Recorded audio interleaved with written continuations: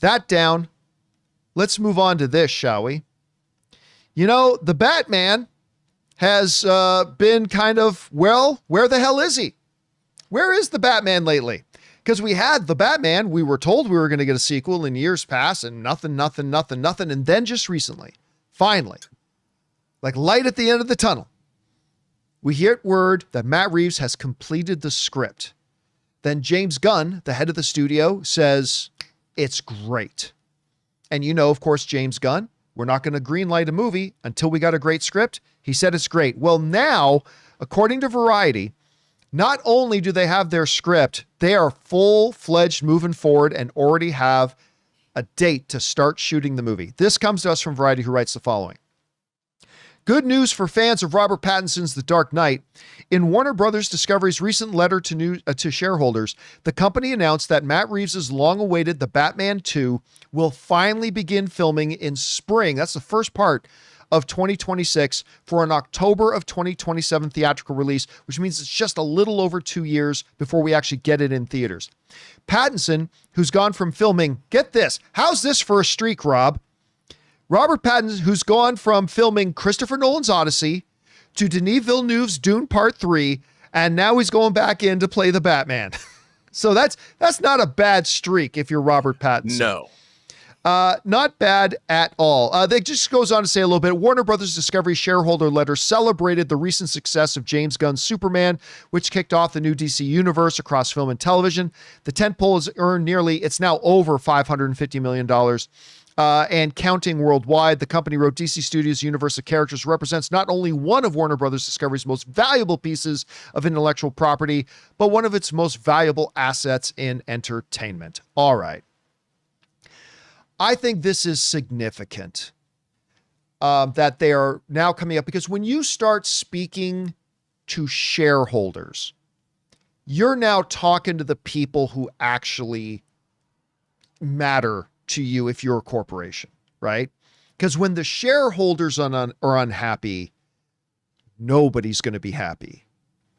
What's the old out of date term, but the old term is if the wife and mom in the house isn't happy, nobody in the house is happy. It's the sort of thing, right?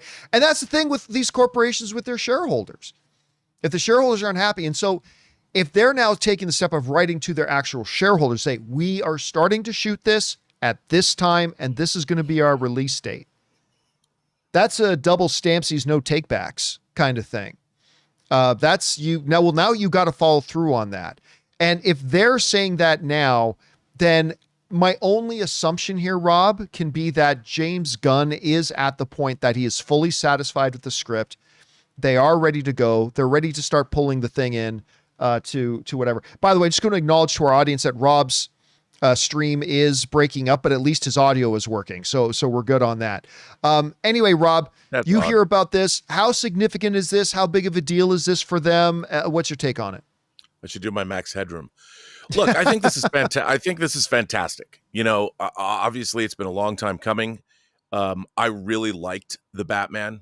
You know, I really thought The Batman was a terrific film. I like that it leaned more into police procedural and less into the superheroics necessarily, even though we had a great Penguin and a great Catwoman introduced.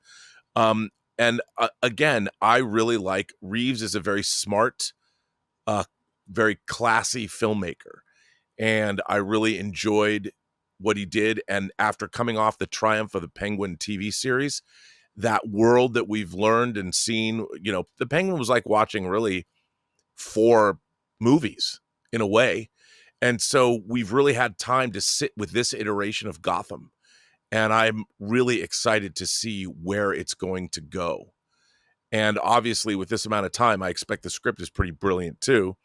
So the fact that they've come out blazing and they're like, it starts filming in the spring, we're on the downside of 2025. So they're probably ramping up pre-production. The spring could mean they start shooting as early as March. And that's pretty exciting. And it's a commitment from the studio. They planted a flag. They said giving it a release date already, they've got to be pretty confident in this movie. So that alone makes me excited about it. Now, when you look at the numbers, as I'll just bring them up here in just a moment, the numbers for that first, the Batman movie, were really impressive. $772 million worldwide. Trying to be, they had already moved past the Christopher Nolan thing, but there were still a lot of people sore that, Ben Affleck wasn't continuing as Batman. By the way, Ben Affleck is my all-time favorite Batman. I'm not saying his movies were better than the Dark Knight movies. That's not what I'm saying. But you guys know how I feel about it. I just feel like Ben Affleck and Zack Snyder understood the character of Batman maybe better than any other filmmaking duo I've seen try to take a swing at it so far. But that being said, so with them coming and doing this, a much darker kind of film, this was not in any way, shape, or form ever once marketed as bring the family. Like, it was not a 4-quadrant movie. This was a very dark, gritty, intense, some people feel too intense, too dark, too gritty, whatever, Batman. And it made $772 million.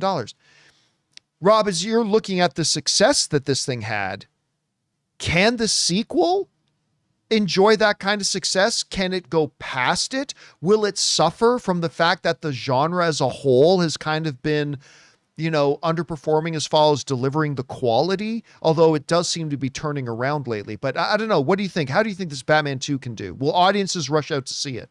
I think they will, because it's not just Batman, it's also the Penguin.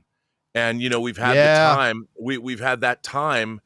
The one thing that used to happen, the reason that they committed, say, $100 million to make Terminator 2 the first $100 million movie, was Terminator 1. It did well theatrically, but on cable and video, and it found a whole new audience, a global audience, and they knew that making a sequel was a great investment. I think with this film, with the Batman, I think it's only gained in stature. And then the fact they followed it up with a really critically acclaimed, Emmy-nominated TV series only speaks to the fact that the audience for this is expecting something, and they're expecting something great. No one's going, this movie's going to suck. They know that what they're getting is something where at least the bar is very high, and you're getting something that the audience, Matt Reeves is going to deliver something that the audience, he respects his audience, and he's going to give them something smart, thoughtful, and kick-ass.